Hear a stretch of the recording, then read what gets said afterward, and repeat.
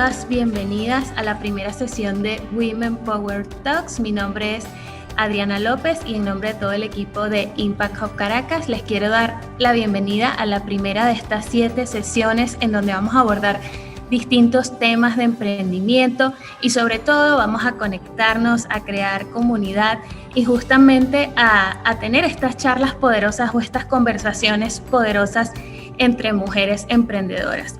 Pero no les voy a adelantar demasiado y sin mayores preámbulos les voy a presentar a Claudia Valladares, cofundadora y presidenta de Impact Hub Caracas, quien les va a hablar más de esta iniciativa. Bienvenida, Claudia. Gracias, Adri. Bueno, es un grandísimo placer para mí dar inicio a esta serie de talks. Los hemos diseñado con muchísimo cariño, pensando en todas las mujeres emprendedoras que tienen ganas y todas las mujeres líderes también que tienen ganas de conocer experiencias maravillosas. Y el tema de hoy, bueno, como ya saben, refiere al cambio climático, un tema que tiene tiempo sobre la agenda global y que es importantísimo.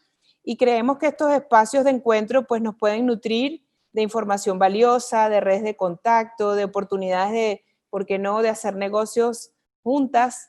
Y por eso las hemos diseñado para que sea realmente un espacio de encuentro. Bueno, para mí es un grandísimo placer presentar a Caitlin Allen, o Allen, no sé cómo lo pronuncias, Caitlin. Caitlin Allen fundó en el año 2013 Global Affairs Associates, una agencia de sostenibilidad y consultoría según una estrategia que incorpora criterios sociales, medioambientales y de buen gobierno y que ayuda a sus clientes a unir negocios y sostenibilidad. Caitlin aporta una perspectiva multidisciplinar a los negocios, incorporando un fondo en las relaciones internacionales, la psicología, el desarrollo sostenible, para ayudar a las empresas a seguir siendo competitivas y al mismo tiempo gestionar con eficacia sus impactos de gobernanza. Ella capacita a los ejecutivos internacionales de petróleo y gas en sostenibilidad, la gestión ajustada, la mejora de los procesos y la estrategia. Caitlin obtuvo una maestría en resolución de conflictos de gobierno con distinción en la Universidad de Georgetown en Washington y una licenciatura en Relaciones Internacionales summa cum laude de la Universidad Trinity en San Antonio, en Texas. Caitlin nos acompaña desde Houston. Hoy venimos a hablar pues, de todos estos temas apasionantes sobre el cambio climático, específicamente oportunidades versus riesgos. A mí realmente me sorprende que todavía haya gente que no lo reconozca, ni siquiera crea que es verdad. En este siglo todavía me parece insólito conseguir personas que piensan que eso no es tan grave, que eso no importa, y comentarios pues un poco donde desmerecen tantos estudios que se han hecho y pues tanta preocupación y tantos acuerdos internacionales. Por otro lado, pues el World Economic Forum en uno de sus últimos reportes de riesgo global apunta el cambio climático como uno de los mayores riesgos globales con más fuerza que pueden impactar pues no solamente a las empresas, a todos nosotros como habitantes de este planeta. Y versus todo este panorama, pues sin embargo hay, como siempre, muchas oportunidades, cosas que podemos hacer, oportunidades que podemos tomar para revertir esta tendencia. Y de eso nos viene a hablar Caitlin hoy, que nos cuentes pues cuál es tu visión en este tema y qué nos puedes contar de tu experiencia en Estados Unidos trabajando sobre el cambio climático en esta industria. Chévere, bueno, muchas gracias por la invitación. Sí, fue muy cómico por casualidad que me contactaron el Impact Hub de Houston. Entonces me da mucho placer estar con ustedes hoy. Yo voy a compartir mi pantalla para compartir algunas cositas. Primero les voy a decir un poquito de mi trabajo. Yo tengo mi consultoría desde hace casi 8 años. Mucha gente en Houston, en la industria petrolera, donde yo he trabajado más que todo, había, como tú dices, mucha como que hesitaban de hablar del cambio climático. y hemos visto ya en los últimos 18 meses un cambio total en Houston de que ya está, o sea, en los headlines, ¿no? O sea, ya todo el mundo está hablando de eso y entonces ha habido un cambio muy, muy grande en Houston y yo creo que si uno toma Houston como un ejemplo de la industria tradicional, pues ya está, ya esto ya se cambió, la conversación ya se cambió. Esto es algo obviamente muy bueno y ahí vamos a ver, como tú dices ahora, de los riesgos globales que afectan a todos. Yo voy a hablar un poquito de eso y un poquito de las oportunidades que yo veo y que estamos viendo. Solo para que todos estemos en la misma página, la recomendación del panel intergubernamental sobre cambio climático, que es el cuerpo oficial que estudia eso y hace recomendaciones, dicen que para limitar el calentamiento global a 1.5 grados, que no vamos a lograr, por cierto, o sea, eso no lo vamos a lograr. A lo mejor podemos lograr 2.5, algo así. Pero si pudiéramos cambiar algo de hoy a mañana y tener una solución mágica, lo que tendríamos que hacer es reducir en 50% los niveles actuales de emisiones de gases de efecto de invernadero en 10 años. Tenemos 10 años para reducir los niveles de 50%. Y también tenemos que llegar a niveles netamente cero, entre aspas, para 2050. ¿Qué significa netamente cero? Significa que lo que obviamente uno no puede evitar todos los gases así, ¿sabes? O sea, es imposible evitar todos, pero los que no pueden reducir, tenemos que hacer compensaciones. Sí, para los demás. Y eso es lo que significa netamente cero.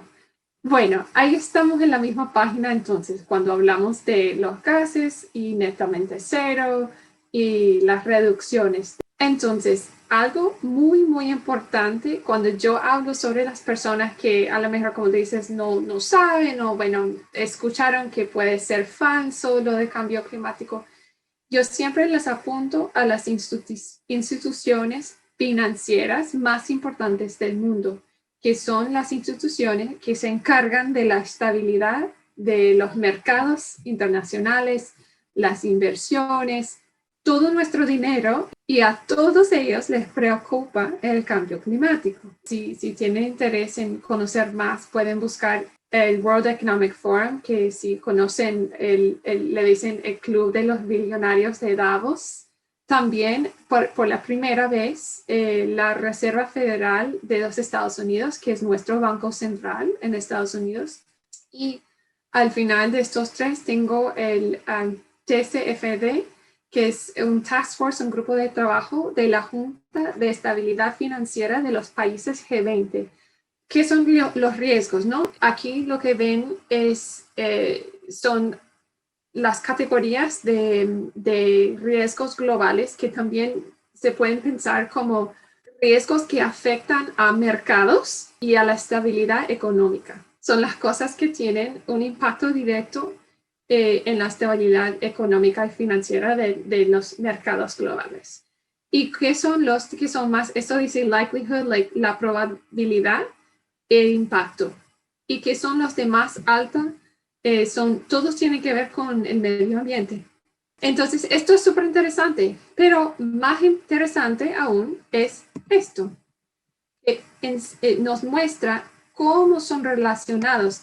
Obviamente, ninguna de estas cosas pasa sin afectar a otras cosas, ¿verdad? Porque, por ejemplo, las pandemias han aumentado muchísimo los ataques de cyberattacks del Internet. Entonces, todos son relacionados y esta es un buen ejemplo de cómo son relacionados. Obviamente, uno ni puede seguir las líneas porque todas están conectadas. Entonces, cuando uno ve que estas son las cosas que se preocupan mucho, lo que se dicen a veces los dioses de las finanzas, Es por eso, es por lo que están viendo en esta pantalla, porque no es que algo pasa y no afecta a los demás. Entonces, ya con la pandemia, todo el mundo ya siente y ve, tiene un ejemplo concreto de qué es lo que pasa cuando no manejamos bien un riesgo internacional global que afecta a todos y puede afectar a la economía mundial. Algo que resalta y todo el mundo habla de los GEI, pero tenemos que recordar que hay un contexto más amplio de la conservación de la naturaleza en general, la gestión ambiental, por ejemplo, todas estas cosas que son beneficios cuando uno piensa en todo el ecosistema, todos los beneficios colaterales de la mitigación del cambio climático y otras cosas son relacionados. ¿Ves? El control de enfermedades tiene que ver el aire puro, o sea, en algo que yo les voy a enseñar después, muchos ahorros, o sea, muchos gastos a nivel de los gobiernos de cualquier país tienen que ver con gente que tiene problemas de respiratorios y mueren antes de su tiempo o lo que sea. Es un costo en la sociedad que está allí por los GEI, ¿no? Y cualquier polución al aire. Entonces, todo esto es relacionado y cuando uno piensa en conservar la naturaleza a nivel urbano, tanto que en los campos, no es solamente un problema en el bosque, ¿no? O sea, es también la manera de cómo diseñamos ciudades. Tenemos también, más importante que todo, es que todos pensemos en eso como una oportunidad del trillón de dólares que es. Y este informe de la Comisión Mundial de la Economía del Clima, ellos hicieron un gran estudio hace algunos años, salió en 2018, ¿qué serían los beneficios de cambiar, de hacer una transición económica para cambiar la mezcla de energía que consumimos, ¿no? Para diversificar y llegar al netamente cero, a esos niveles. ¿Qué serían los beneficios a nivel económico?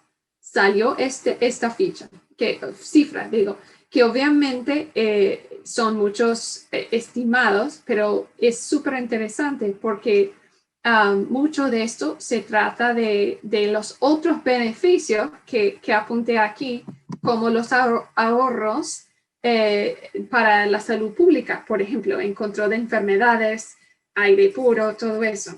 Esto es nada más en los próximos 10 años.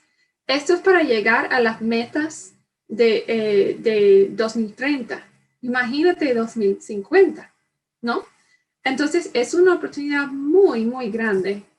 Podemos ahorrar y ganar más dinero de otras maneras y además mitigar los peores efectos del cambio climático. Entonces, es una situación de positiva para muchas personas. Además, la industria petrolera.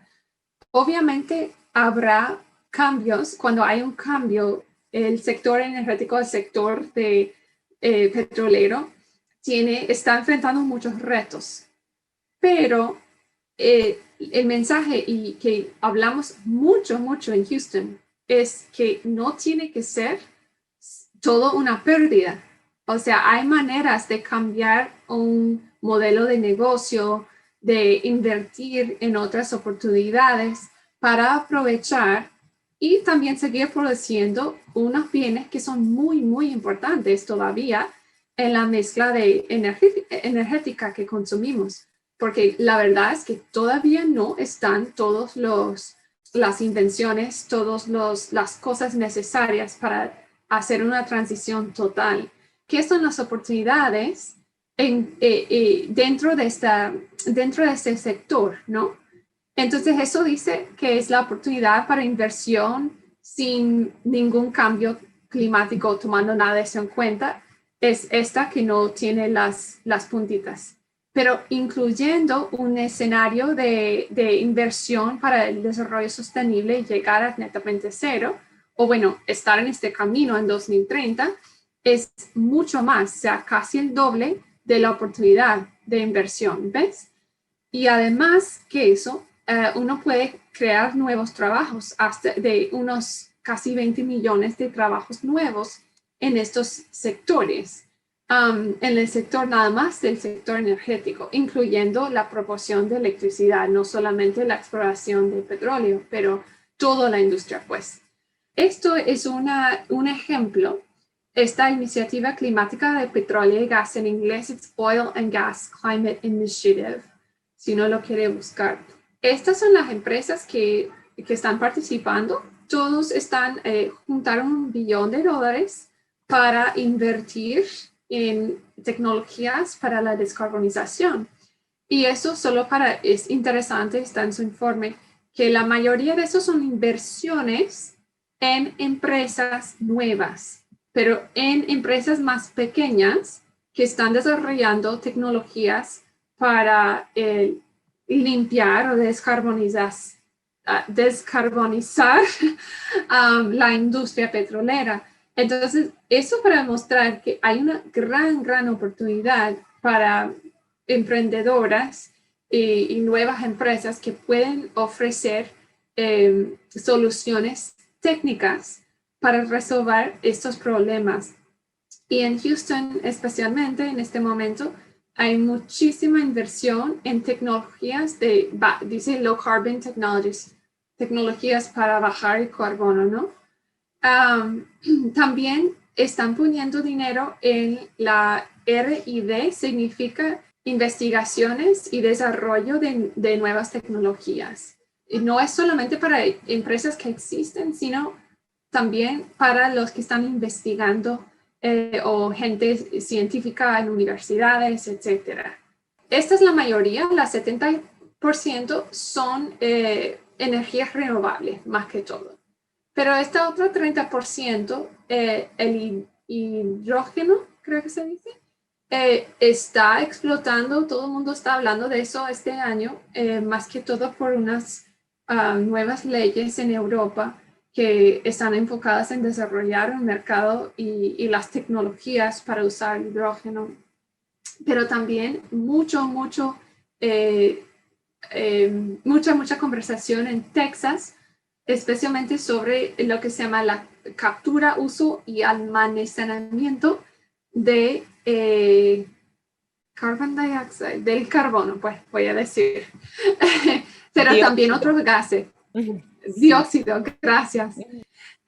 Y biocombustibles, obviamente, es algo muy popular en Brasil, por ejemplo, pero ahí uno puede ver como ideas específicas de las industrias que están recibiendo muchas inversiones en este momento.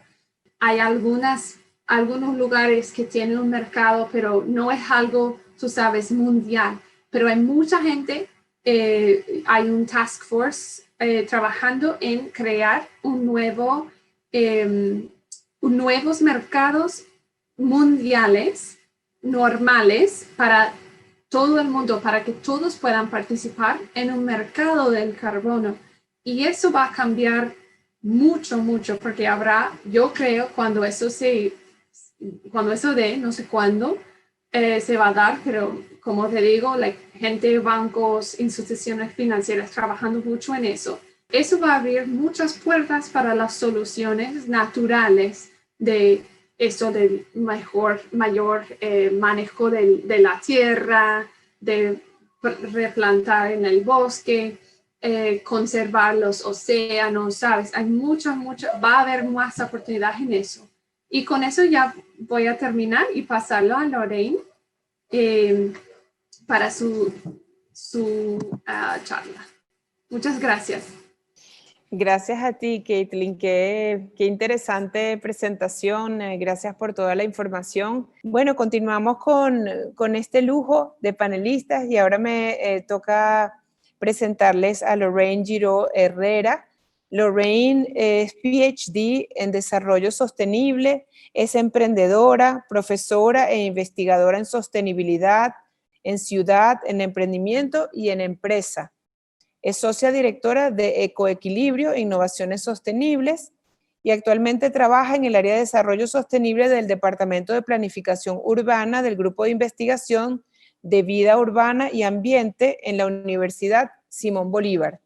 Entonces, bueno, quisiéramos, Lorraine, que nos cuentes un poco cuál ha sido tu visión, cuál es tu experiencia desde Venezuela, desde la óptica que tú la trabajas, que tiene mucho que ver con ciudades sostenibles, desarrollo sostenible, bueno, toda tu especialización que has tenido tantos años pues dedicada a este ámbito, y que nos cuentes pues tu visión como mujer, como especialista en este caso pues en cambio climático vinculado a su aplicación en las ciudades y en todo lo que es vida sostenible, desarrollo sostenible, que nos cuentes un poco tu visión y para continuar esta conversación. Bienvenida, Lorraine. Muchas gracias, Claudia, y muchas gracias por la invitación a todos. Excelente, Kathleen. Además de lo del cambio climático, vamos a ir mirándonos en cada una de las dimensiones de la sostenibilidad. Voy a hacer algunos datos también en temas de riesgo con el enfoque de género, y después les voy a dar algunas herramientas que es la que yo estoy practicando y utilizando internamente y quiero externamente. Esto va a ser como un viaje muy breve y me permito que les invito para que me acompañen. Voy a compartir pantalla. Oportunidades y riesgos. Van a ir viendo que hay cosas que se pueden ver efectivamente como riesgos, pero como decía Kathleen también, oportunidades, ¿no?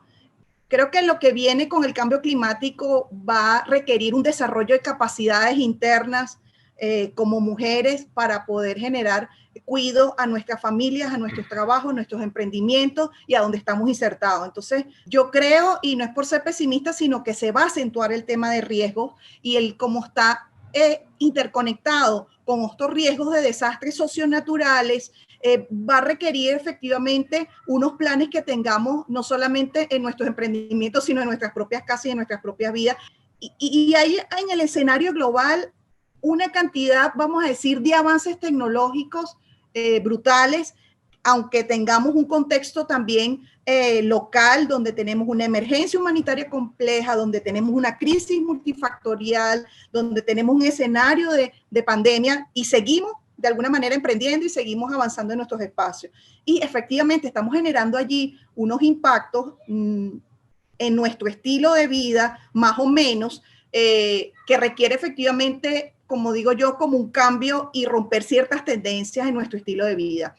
Aclarando lo que son las definiciones, yo sí quería agregar aquí uno que efectivamente mitigación y adaptación. O sea, adaptación tiene que ver, bueno, qué acciones de manera preventiva ejecutan las ciudades, y creo que el reto y el desafío de las ciudades va a ser bastante, porque va a tener que cambiar infraestructura, movilidad, estructura urbana, morfología, etcétera, y la propia dinámica urbana. Y esa adaptación va a requerir unas fuertes inversiones que lo vamos a ver también en algunos montos. Y la mitigación, era lo que también hablaba Kathleen, es la reducción de emisiones de gas a efecto invernadero, que uno de ellos efectivamente el carbono, emisiones de dióxido de carbono y otros gases de efecto invernadero. Esa es la mitigación. Como estrategia, yo creo que podemos hacer ambas, porque igualmente va a ocurrir el cambio climático, igualmente va a aumentar la temperatura y eso va a tener unos cambios significativos y unos impactos negativos en nuestra ciudad y en nuestra forma de vida. Entonces creo que hay que desarrollar también estrategias de adaptación. Fíjense que en esta gráfica de la derecha es ver efectivamente cuáles son esas vulnerabilidades, por ejemplo, a nivel urbano, en cambios de tamaño, estructura social, dónde estoy viviendo, cómo es mi conexión, mis estrategias de movilidad, etcétera, y el tema también de temperatura, precipitaciones. Eso ha habido efectivamente una alteración de la atmósfera, ese cambio de clima atribuido según la Convención de las Naciones Unidas para lo que es el cambio climático, y va a requerir efectivamente una resiliencia y una capacidad adaptativa en nuestras ciudades. ¿Qué dicen, vamos a decir, los teóricos de los tipos de adaptación al cambio climático? Hay tres.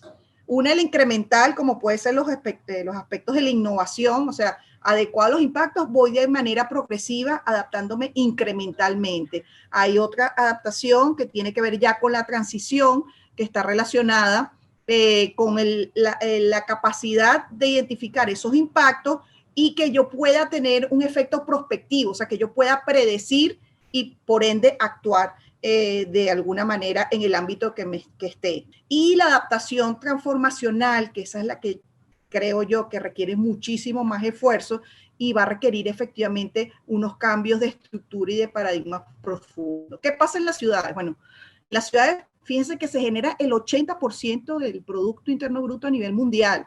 Y además, de paso, somos responsables, las ciudades, entre el 75 y el 80% de las emisiones de dióxido de carbono. El mismo informe que estaba señalando habla de que hay unas pérdidas de 320 mil millones de dólares del año 2017 ocurrido en materias de desastre. Y fíjense que la lámina, las imágenes, el mapa de la izquierda, tiene que ver como ya han habido, vamos a decir, modelaciones de cómo va a ser la afectación en temas de vulnerabilidad ante el cambio climático por el aumento del nivel del mar. Este es en el caso del lago de Maracaibo. Esta zona es un poco más oscura. Se observa que va a haber efectivamente un aumento del nivel del mar y van a estar impactando aquellas ciudades, vamos a decir, zonas agrícolas, etcétera, ganaderas, sobre todo, fíjense, Santa Bárbara del Zulia, que van a estar afectados por lo que es el aumento del nivel del mar, producto también del aumento de la temperatura, tanto en la línea costera como en las zonas agrícolas y en el área de ciudades, que va a requerir efectivamente unas estrategias de mitigación y unas estrategias de adaptación a todos los niveles.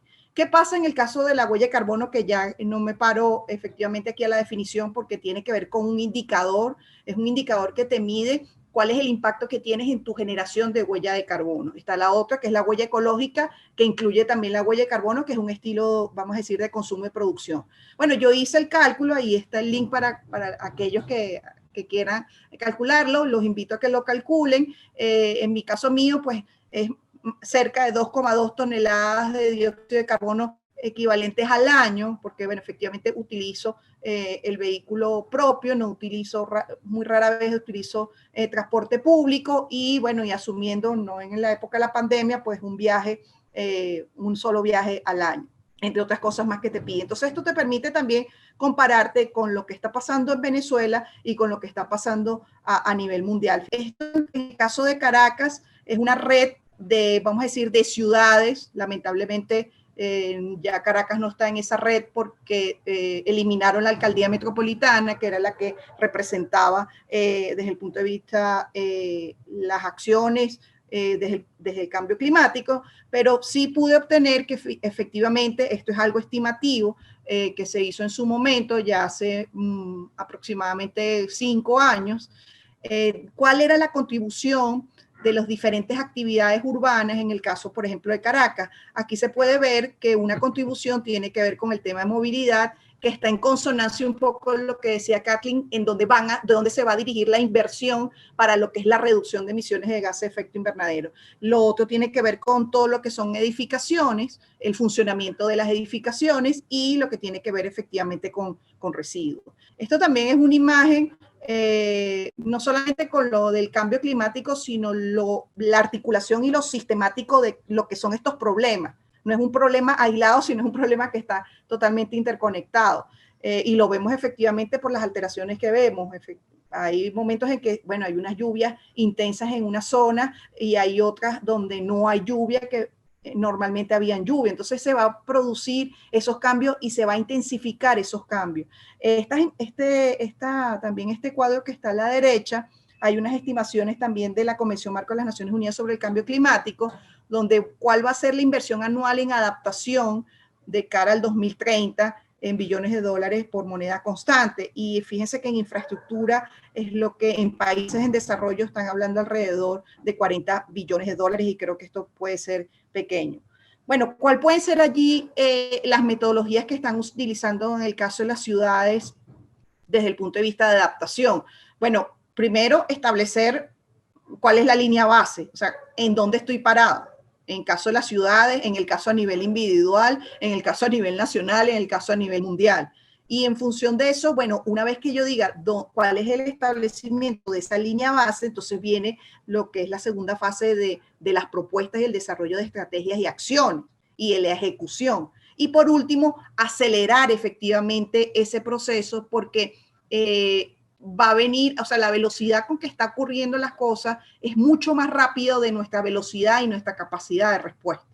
En el caso de la gráfica a la derecha, bueno, qué acciones urbanas, realmente el enfoque en la planificación estratégica, que lamentablemente en Venezuela no se está haciendo, solamente lo que se hizo en el Plan Estratégico Caracas 2020, hace algunos años por la Alcaldía Metropolitana, pero sí en América Latina, como Rosario, en Argentina, Buenos Aires, etcétera, están haciendo efectivamente planes estratégicos y redes de municipios para combatir y adaptarse y mitigar el cambio climático. Entonces, es un enfoque efectivamente de planificación estratégica donde incorporas la viabilidad política de los actores clave en el proceso de actuación e interacción.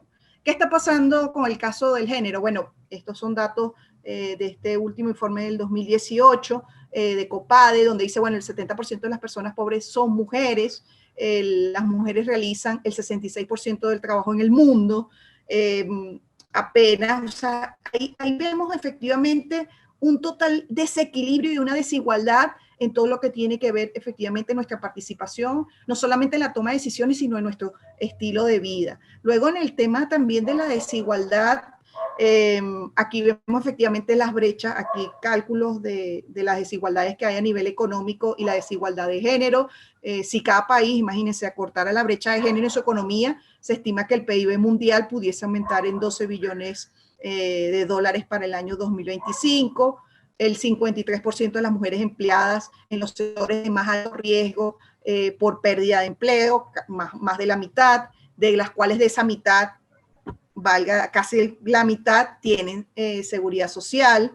En el sector salud y educación, que fueron los sectores más golpeados en el caso de la pandemia también, el 70% pues trabaja mujeres. La desigualdad que se mide a través del coeficiente de Gini, que es la desigualdad en temas de ingresos, apenas, fíjense, casi el 1% de la población mundial tiene casi el 50% de la riqueza, mientras que el 71% aproximadamente, esto es del 2015, esto se ha ido acentuando, se ha ido a la base de la pirámide seguro se ha ido ensanchando, el 71% de la población mundial apenas tiene el 3% de la riqueza. Entonces, aquí vemos efectivamente que el sistema en que nos estamos moviendo requiere unos cambios efectivamente profundos para poder tener una distribución muchísimo más equitativa. Aquí vemos también otro mapa que tiene que ver con la brecha del género.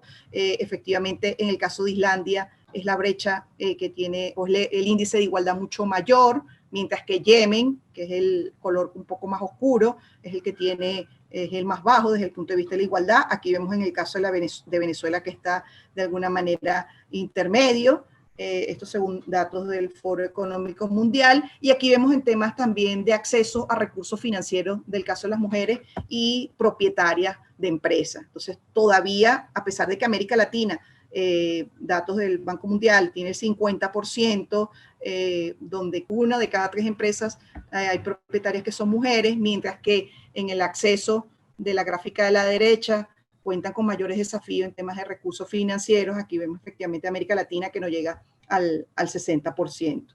Bueno, ¿y qué pasa entonces con cambio climático y riesgo de desastres? Para ya pasar entonces al tema de sostenibilidad y algunos elementos y algunas herramientas para conversarlo con ustedes e intercambiarlo. Bueno, efectivamente, los hombres y mujeres son vulnerables ante el cambio climático, pero según estudio de la ONU, las mujeres y los niños y niñas tienen 14 veces más posibilidades de morir durante una emergencia o desastre que los hombres.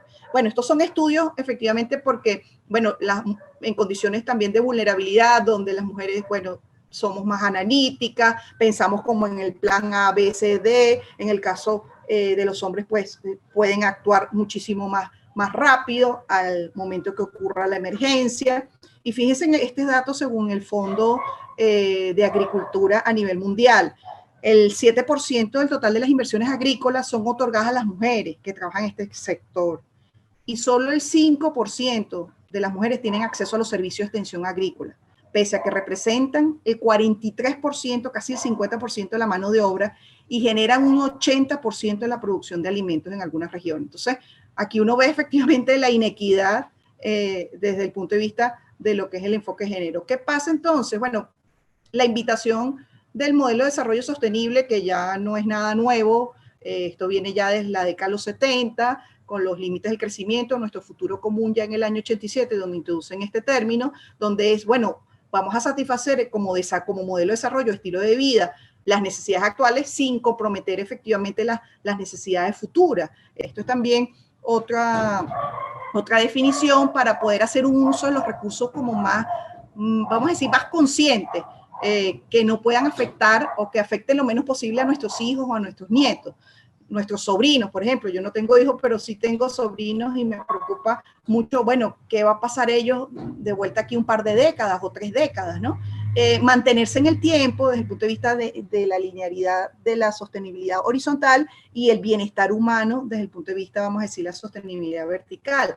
Efectivamente, hay varios instrumentos globales que debemos conocer. Uno es de los ODS, Objetivos de Desarrollo Sostenible, donde antes eran 8, ahorita son 17, donde son 169 metas, y yo creo que ya en el 2030 pues va a ser aún más complejo de poder llegar a ese cumplimiento de los objetivos, ¿no? Y las brechas se están aumentando aún más en los países nuestros. El acuerdo efectivamente de París, que ya lo comentó Kathleen, donde establecieron ahí unas metas, está el marco de Sendai en la reducción de riesgo de desastres, y está efectivamente la nueva agenda urbana, que es la Conferencia de Hábitat 3 del año 2016, y el Plan Estratégico de las Naciones Unidas para los Asentamientos Humanos, en donde allí establecen, bueno, unas acciones climáticas que tienen que hacer las ciudades, los municipios, inclusive a nivel individual, donde efectivamente se avecina una situación que ya los financistas y los financieros y los bancos lo están viendo también como riesgo, pero ver cómo se transforma eso en oportunidades. Mi invitación es que, bueno, revisen los ODS y prioriza, porque es muy difícil también establecer una agenda donde tú puedas abordar los 17, prioriza y ver efectivamente lo que esté alineado con tu negocio, con tu estilo de vida, en dónde estás alineado en función de eso y qué otras cosas vas contribuyendo al cumplimiento de las metas en función de tu modelo de negocio o emprendimiento. Se estima que va a haber una inversión entre 5 y 7 billones de dólares anuales, y va a haber una brecha efectivamente de financiamiento de 170 mil millones anuales, que corresponde al 3% del PIB de toda la región de América Latina. ¿Qué se está haciendo? Efectivamente, bueno, hay un proceso de transición hacia la sostenibilidad dentro de lo que es el sistema económico y cada uno de los sistemas y dimensiones de la sostenibilidad hacia lo que llaman las nuevas economías. Estos son los sectores, vamos a decir, económicos, en donde se está enfocando, vamos a decir, la inversión desde la energía, ciudades, alimentación, agricultura, ganadería, el tema de agua, el tema de movilidad sostenible, residuos de industria y el uso de la tierra. Hay algunos datos efectivamente a nivel de ciudades que pueden generar en temas de ahorro económico 17 billones de dólares al 2050. Hay un proceso que están haciendo las empresas de desmaterialización entre lo que es su ciclo y su cadena de valor, unos modelos de negocio también muchísimo más colaborativos, integrando también con procesos de innovación abierta, incorporando los stakeholders o grupos de interés en el proceso, también el tema de energías renovables y la descarbonización. Por ejemplo, este es uno de los últimos que ya lo ha publicado el Costa Rica a través del Banco Interamericano de Desarrollo, donde hay un plan nacional de descarbonización, donde ya ellos tienen unos datos estimados, prospectivos para el 2050, donde se obtendrá alrededor de 41 mil millones de dólares en beneficios netos para el caso de la descarbonización para el nivel del país de Costa Rica, que es un país bastante pequeño.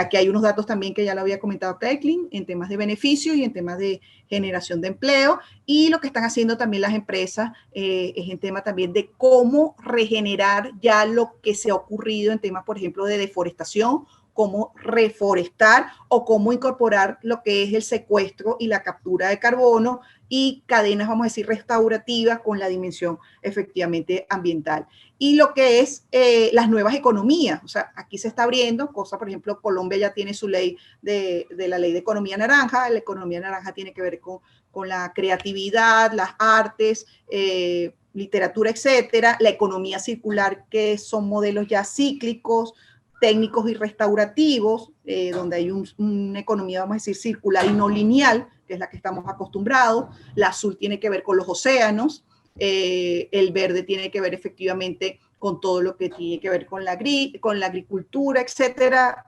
verlo en el enfoque de la minimización y la utilización de los usos de los recursos naturales. La plateada tiene que ver con las personas de la tercera edad, colaborativa, ya empieza a ver, por ejemplo, como Uber o como Cabify en Argentina, pues ya son como plataformas o modelos colaborativos de empresas, la economía del bien común, del cuidado, economía de triple impacto, la sostenibilidad que es muchísimo más integral.